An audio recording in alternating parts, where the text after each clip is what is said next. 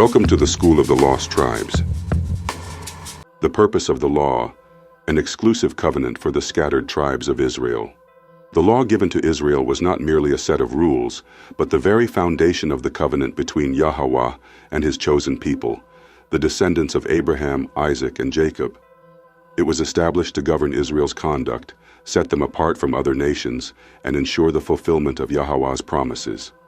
This essay will explore the law's purpose, its role in preserving Israel's blessings, and the consequences of breaking it. The law as a reflection of Yahweh's holiness. Leviticus 19:2 states, "Speak unto all the congregation of the children of Israel, and say unto them, Ye shall be holy, for I, Yahweh, am holy." The law serves as a guide for Israel to mirror the holiness of Yahweh. It was not meant for all humanity, but specifically for the children of Israel, setting them apart from other nations. The law provided instructions on purity, worship, and righteous living, ensuring that Israel would remain a holy nation. Unlike the nations that surrounded them, Israel was called to embody the righteousness of Yahweh in both their moral conduct and their societal structures. The law ensures covenant blessings. Deuteronomy 6:24-25 states, "And Yahweh commanded us to do all these statutes, to fear Yahweh our power, for our good always, that he might preserve us alive, as it is at this day. And it shall be our righteousness, if we observe to do all these commandments before Yahweh our power, as he hath commanded us." The law was given to guarantee that Israel would receive and maintain the blessings of the covenant. These blessings included prosperity, protection, and dominion over their enemies. Genesis 22:17-18 confirms this, where Yahweh promised Abraham that his seed would multiply as the stars of heaven and possess the gates of their enemies. Similarly, Exodus 20:12 emphasizes that obedience leads to prolonged days in the land Yahweh gave to Israel. Additionally, Deuteronomy 6:3-7 underscores the generational continuity of the covenant. Israel was to teach the law diligently to their children so that they would continue to walk in the ways of Yahweh, ensuring the nation's prosperity. Breaking the law results in losing the covenant blessings.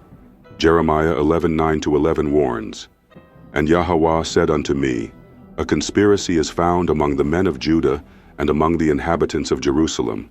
They are turned back to the iniquities of their forefathers. Therefore thus saith Yahweh, Behold, I will bring evil upon them, which they shall not be able to escape, and though they shall cry unto me, I will not hearken unto them." Disobedience to the law led to severe consequences, including captivity, suffering, and ultimately the scattering of Israel among the nations.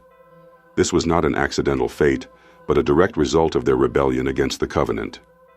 A prime example of this is in Exodus 32:1-4, where the Israelites built the golden calf, breaking the very first commandment.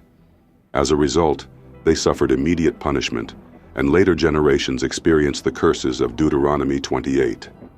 Yahweh's warnings were not idle threats.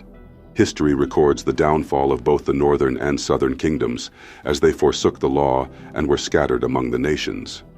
Their exile and loss of sovereignty were direct consequences of violating the covenant. Conclusion: the law as a binding covenant for Israel alone. The law was never intended for the entire world, but was exclusively given to Israel as a national covenant. It defined their identity, preserved their blessings, and determined their fate. To remain in favor with Yahweh, the scattered descendants of Israel must return to the law, as it is the foundation of their redemption. The message of repentance preached by Yahweh Shai was directed to the lost sheep of the house of Israel, calling them back to obedience so they could once again receive the promises made to their forefathers. This understanding is crucial for the scattered Israelites today.